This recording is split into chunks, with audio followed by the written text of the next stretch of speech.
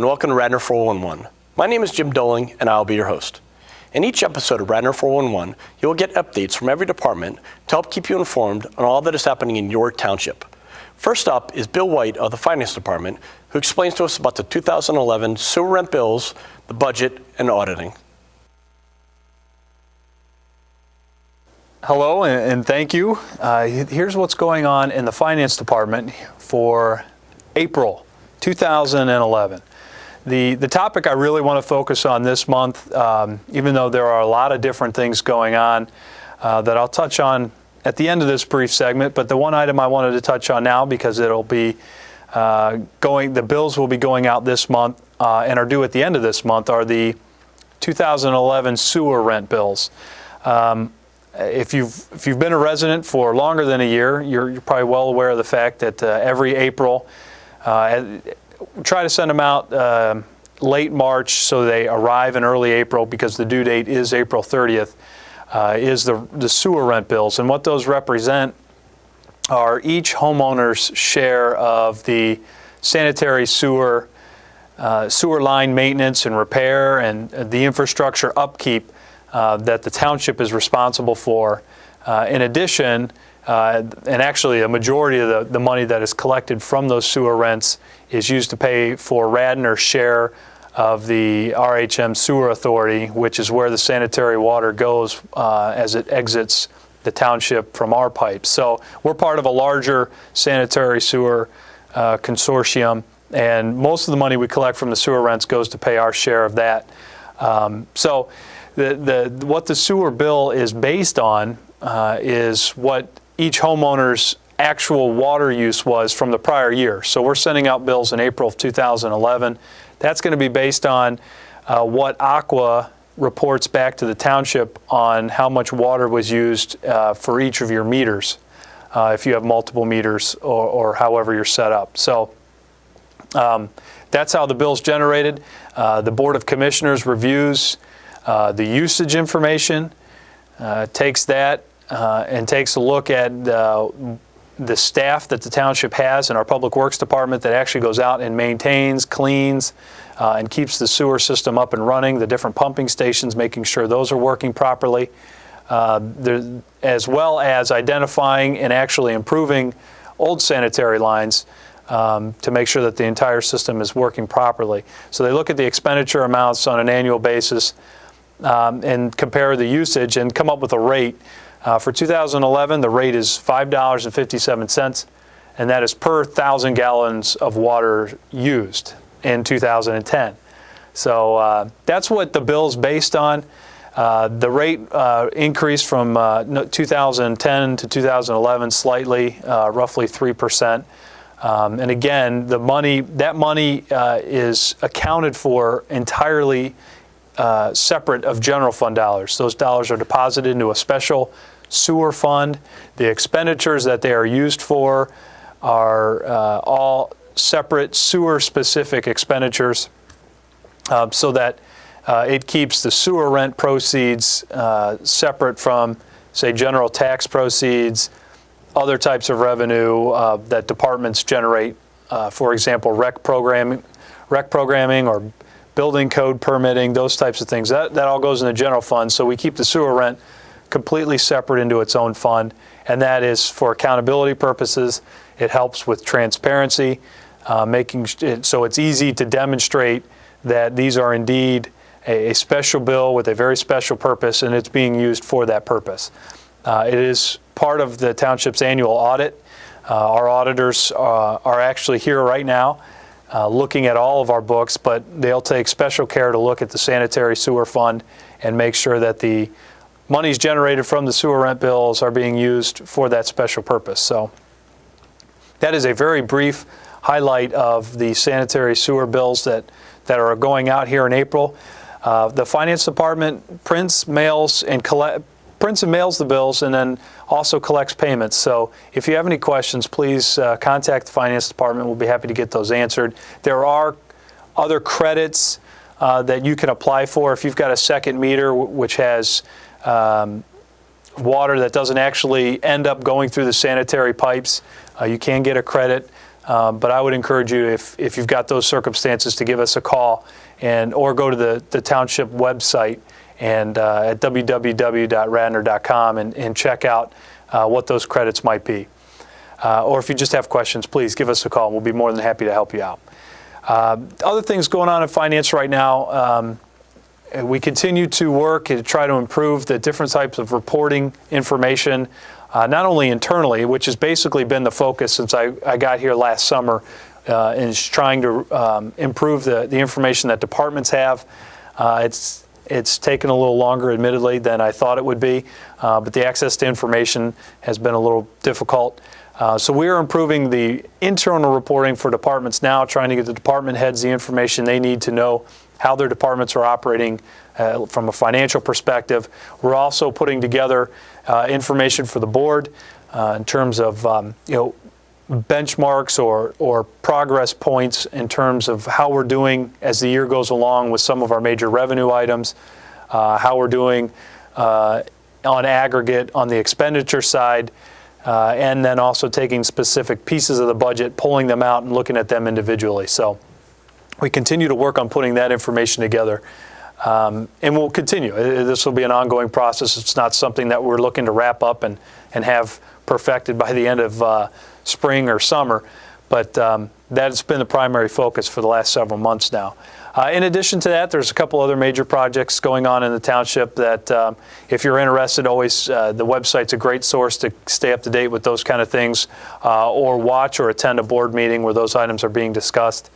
And as mentioned, the auditors are here. They are auditing our 2010 books. We are also compiling our financial statements and converting them to generally accepted accounting principles. So that takes a little bit of time, getting all the journal entries posted, identifying the appropriate receivables, payables, and other assets and liabilities that need to be reported on our balance sheet. So that's what we're doing right now. That's what's going on in finance this month. As always, if you have any questions, comments, concerns, please email, call, or go to the website for more information. And I will see you again next month. Thank you. Thanks, Bill. Next, we have Leah McVeigh and Tammy Cohen of the Parks and Recreation Department who will tell you about all the wonderful spring activities that are available. Hi, I'm Leah McVeigh in the Parks and Recreation Department. The snow is finally melting and it's time to start thinking about your spring outdoor recreation activities.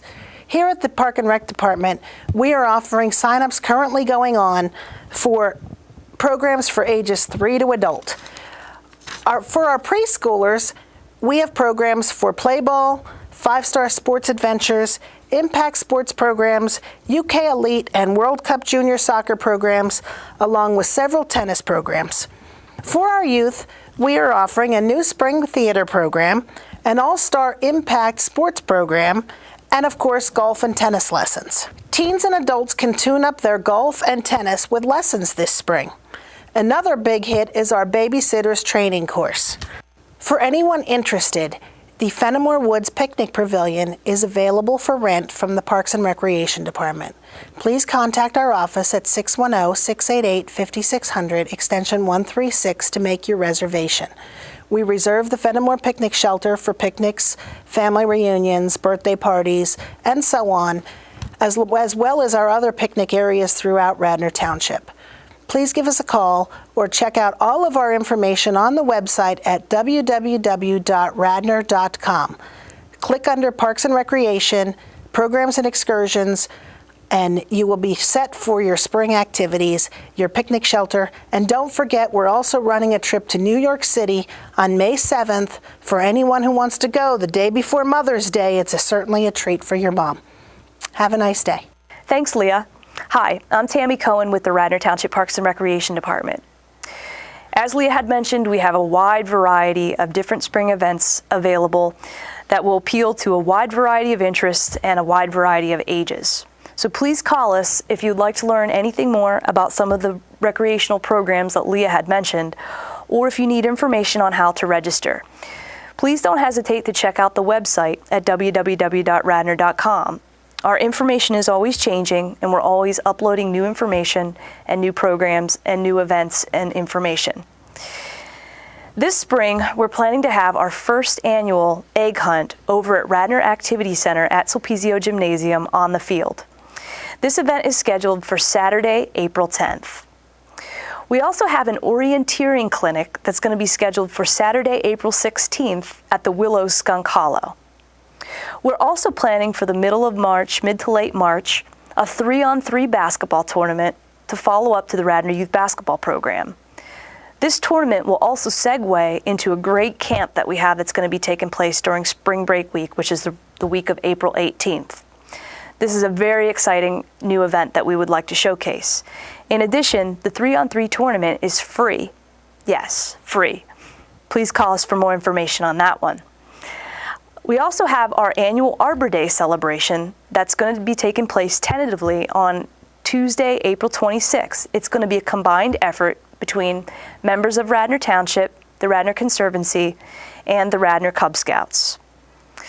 The Youth Trout Derby is also going to be coming up in April and scheduled for Saturday, April 29th and Sunday, May 1st. This takes place at Sawmill Park. The Radnor Conservancy is also planning a 5K trail run and fun walk that'll be starting from the Radnor Willows Cottage on Sunday, June 5th. We're still working out a lot of the details for this one, but we are planning that event as well. So if anything you've heard today sounds interesting, please don't hesitate to give us a call. We can provide you with more information, tell you how to register, and explain all the dates and times and details. For those of you who are also wondering what's going on this summer, we do have a wide variety of programs and activities scheduled that are coming together for the summer 2011. For some of that information, if you're looking for dates and times on camps, sports camps, theater camps, science camps, any type of specialty camps that you may have seen in the past that you're interested in doing again or learning more information on, please don't hesitate to call us. We anticipate we're going to open registration early to mid-May, so please call us for more information on that. And as I mentioned before, always check the website. We're constantly updating information and adding new dates and new times and new programs that come together. So please don't hesitate to check the website, and please don't hesitate to call 610-688-5600, and we'll look forward to seeing you this spring. Thanks, Lee and Tammy. And now we will hear from Steve Giancristoforo of the Information Technology Department, who explains to us about all the different computer equipment used in the township. Hello again, everyone. I'm Steve Giancristoforo from the Information Technology Department. For this month's segment, we're going to be taking you through the different types of computer equipment that are used daily within Radnor Township. We're going to start off with the small to the very large, so here we go. First piece of equipment I want to show you is our handheld computers. These are primarily used by the Park and Enforcement Division here at Radnor Township. These are regular handheld computers. They go out and they actually write the parking tickets on here, print the parking tickets on a portable printer, and then at the end of the day they come back and sync this up with our police records management package. It allows for a much more efficient, much more accurate operation with regards to processing parking tickets. And now we're going to show you the piece of equipment that's used by police officers every day in the police car. Okay, the next piece of equipment that we use here in the township is our mobile data computers, or what we call MDCs. It has a couple of unique features. It's not like a regular laptop. It has a ruggedized chassis. It has a rubber keyboard pad so that they can't spill anything into the keyboard. And it also has a touchscreen. Although these are owned and maintained by Delaware County, we do some of the minor maintenance here at the township. This device is connected to what's called a VRM, or vehicle radio modem, which is mounted in the trunk of the police car. And that radio modem connects the officer's police car to the Delaware County Emergency Communications Center. The officer receives his calls on this mobile data computer. He can also access various databases, such as they can run a tag, he can run a driver's license, he can say someone is wanted or missing. Directly by inputting the information in here, it goes wirelessly to the 911 center and then back to his terminal. Okay, it's a real important tool that the officer uses every day to ensure that they do the best possible job using the best possible equipment. All right, there are many types of information systems here at the township used by the different departments on a daily basis. Community development, the finance department, the police department, all use unique databases, unique to their departments, to be able to provide a good quality service. To do that, there's two basic types of machines that we use here. There is a desktop workstation and also a server. Let's take a look at a desktop workstation first. This is a standard desktop workstation. Okay, it looks pretty much like a computer that you would have in your house. One unique thing about Radnor here is we actually do all of the maintenance ourselves on the PCs. We build them, we load them. We are basically self-sufficient. We maintain the printers, we maintain the monitors, and all the peripheral equipment that's used on a daily basis. We have approximately 80 to 90 of these PCs running 24 hours a day, 7 days a week. So as you could imagine, a lot of parts do wear out. Fans, hard drives, different interface card, memory, motherboards. We need to keep these supplies in stock so we can get a quick turnaround so that we can get that employee back up and working in a timely manner. Now we're going to move on to the server portion of our program. The servers actually house all of the data that's accessed by the workstations. Let's take a look at a typical server and we'll show you what it's all about.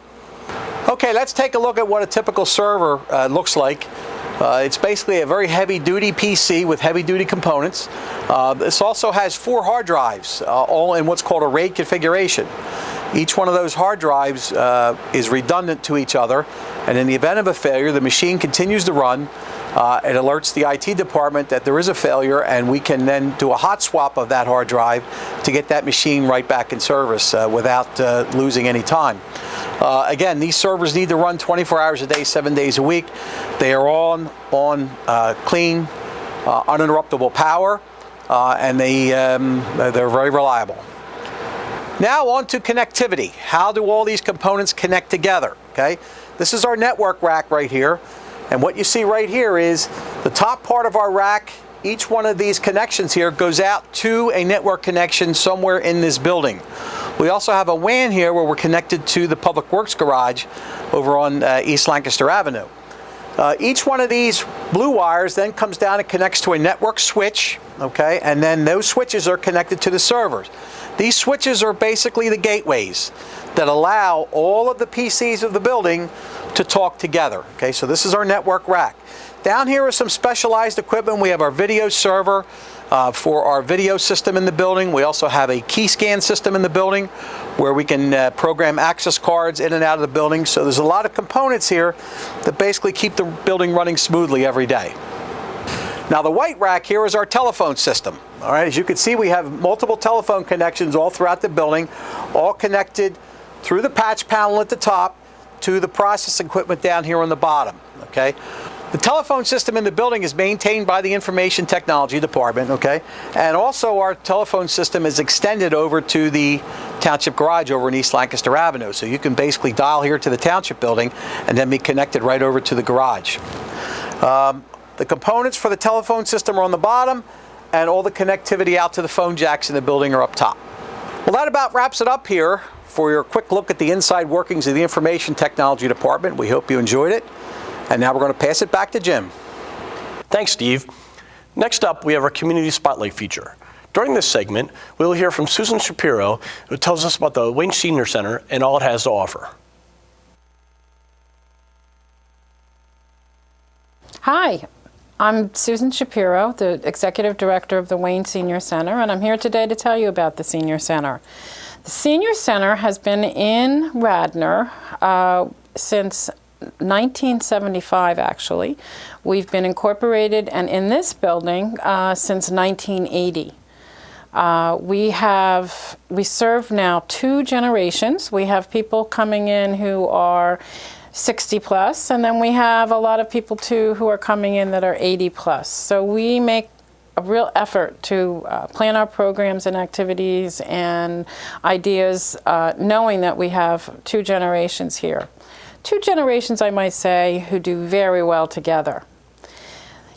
If you decide you'd like to come visit the Senior Center, you'll find a myriad of things to do. Here's what you won't find, though. You won't find people in rocking chairs with nothing to do. And that's kind of been a misnomer about senior centers all over the country for a long time. Our senior center is very, very active. We have many exercise classes. We have a functional fitness class, and we have a Tai Chi class and a yoga class. We're starting a circuit training class in our fitness center. Our fitness center is another wonderful, wonderful asset that we have for people.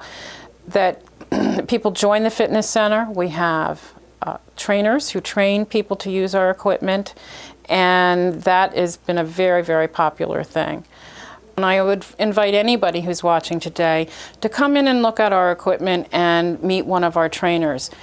Our trainers are trained to work with older adults and will walk with you every step of the way to get you comfortable on our machines and feeling great.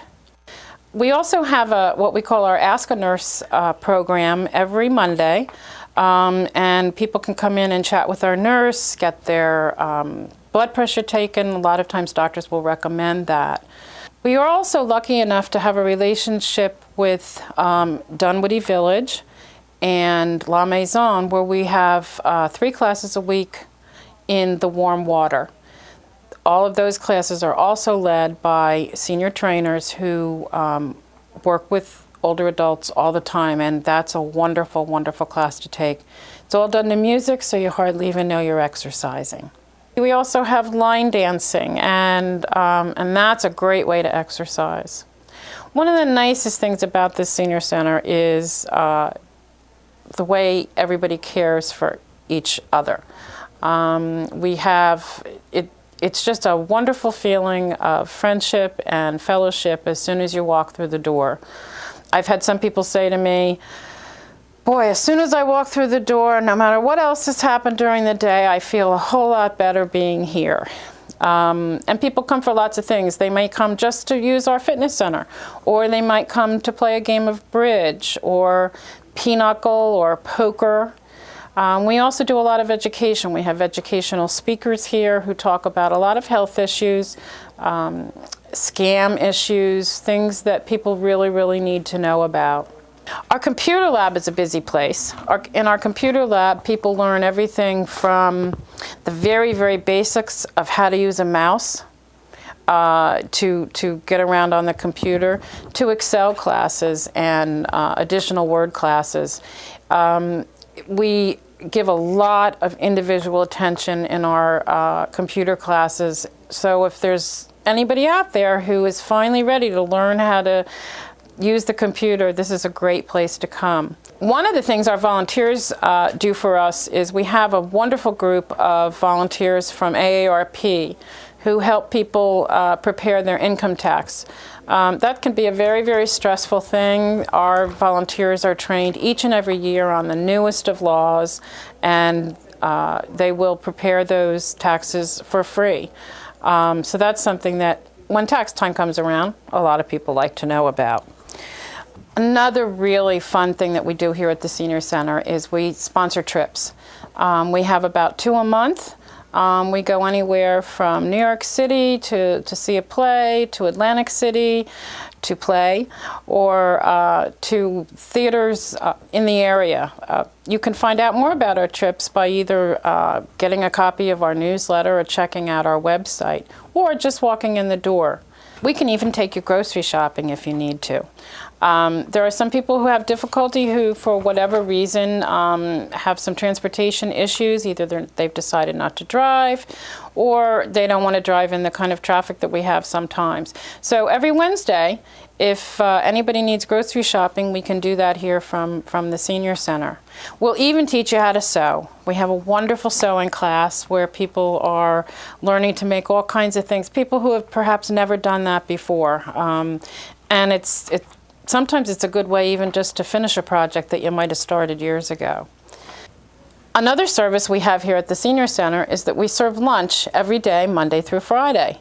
It's a hot lunch every day, and it's nutritionally balanced. And the nice thing is, if you're eating alone at home, you can eat with friends when you're here at the Senior Center.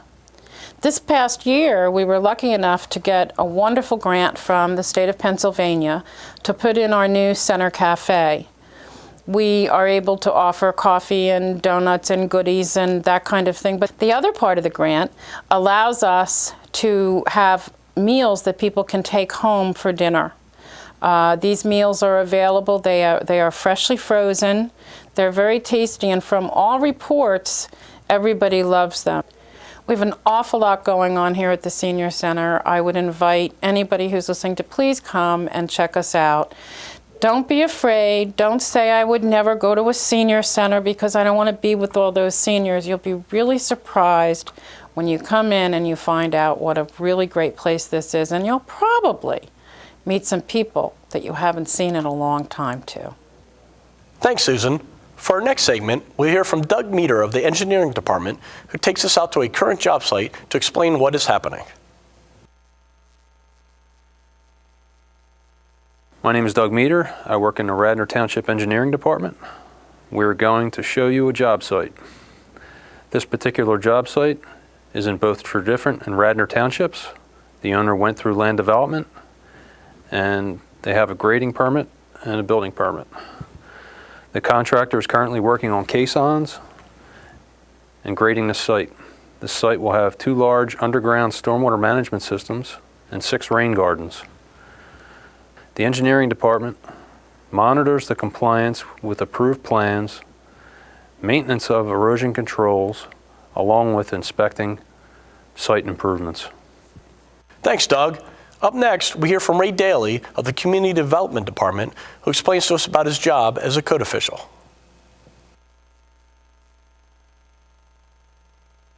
My name is Ray Daly. I'm a code official for Radnor Township. I would like to explain my job as a code official and tell you some of my duties in the Community Development Department. As code officials, Mr. Miller and I perform plan review and field inspections for construction projects in Radnor Township. The township has approximately 600 to 800 open working permits at any given time. The construction documents must be reviewed for code compliance in accordance with Act 45 of the state of Pennsylvania. We are currently following the 2009 ICC family of codes. The code cycle changes every 3 years to keep up with updates in the building and changes with new construction products. Mr. Miller and I also are involved in meetings with architects, engineers, builders, and residents for all the projects planned or ongoing within the township. Pennsylvania Act 45 requires code officials to be ICC certified and PA licensed in all disciplines in which they perform their duties. Both Mr. Miller and I are certified to perform the following inspections: residential and commercial plan review and building inspections, residential and commercial mechanical plan review and inspections, residential and commercial plumbing plan review and inspections, residential, commercial, fuel gas plan review and inspections, residential and commercial energy plan review and inspections, commercial accessibility plan review and inspections, property maintenance and housing inspections. We also hold Fire Inspector Certification 1 and hazardous materials training. In the upcoming weeks, both Mr. Miller and I would like to inform you of the other duties and responsibility as Township Code officials. Thank you. Thanks, Ray. Finally, for the last segment of this episode of Radnor 411, we'll hear from Sergeant Joe Pinto of the Radnor Township Police Department, who tells us about all the extras the police department can offer you. Hi, my name is Joe Pinto. I'm a sergeant with the Radnor Township Police Department, and I've been employed with the department for over 15 years now. And I'm here to talk to you tonight about some of the extra things that your police department provides to you as being members of the community. One of the first things we do is we provide a service of opening your car should you ever lock your keys in it and unable to get inside. Whether your child or your dog or just your groceries are inside, we have a tool which is called the Big Easy. It allows us to get into access any vehicle without it causing any damage to your car. We can quickly get in and get you on your way as fast as possible. All we ask is that you sign a waiver to the car for some minor scratches that may occur on the doorway, and we run a record check to make sure that in fact it is your vehicle. Second thing we do as a quality of life issues for the residents and the business owners is we do vacant house checks and business checks. Vacant house checks is when you go on vacation, you can contact the police department, or you can go online and register your home as going to be vacant and the dates it's going to be vacant. And the police will do a walk around your house on a daily basis, checking to make sure that you remember to lock all your doors and windows. We also record emergency contact information. So should an emergency arise, we can get a hold of you, tell you what's going on, and have you come home and rectify the situation as quickly and as readily as possible. At night, in the Wayne, especially in the Wayne business block, but in all the businesses throughout the township, we actually get out on foot and do a foot patrol of the businesses where we visually inspect them, make sure there's no damage to the windows, any graffiti or anything like that. We also actually pull the doors to make sure your business is locked and secure. There's records kept in the township and in our computer system as well. So if we do find an open door or something is wrong or damaged, we can contact the owner or his designate, and they can come out and we can address the issue that needs to be addressed. The other thing that we do, and quite frankly, one of the favorite things of mine that we do, it's a quality of life issue, is the school visits. We go into the schools throughout the day, and we visit with staff and teachers and the students themselves. And this is everything from the little kids in the preschool and the kindergartens all the way up to and including the college campuses. In the preschools, we've gone in and we read stories to them, and we answer questions, and we do an officer-friendly, up to and including the high school and the college kids, where we'll go in and we'll do a presentation on underage drinking, DUI, and the ramifications if you're caught doing either of those two things. Second thing that coincides with the school visits is that we are available for community talks. If your community organization, your neighborhood group, or anything like that has an issue that can be addressed by the police department of the township, they can make a request through the lieutenant, tell them what they're looking for. It'll be assigned to an officer. He will do his research, look into it, and he'll respond to your community area or wherever the designated location is and speak to you on that topic and answer any questions that arise or develop throughout the course of the discussion. These are just some of the many things that we do throughout the township beside answering your calls for emergency service, whether it be an accident or ambulance calls or an actual crime being committed. Okay, once again, I am Sergeant Joe Pinto with the Radnor Police Department. For more information, you can look us up online at radnor.com, or feel free to contact us directly to the police station at area code 610-688-0503 between the hours of 8 and 4 Monday through Friday. And if it's an emergency, don't hesitate to dial 911. Thank you very much. Well, there you have it. Please be sure to tune in to future episodes of Radnor 411. We will catch you up on all that is current in Radnor Township. Thanks for watching, and remember, RTV is your information station.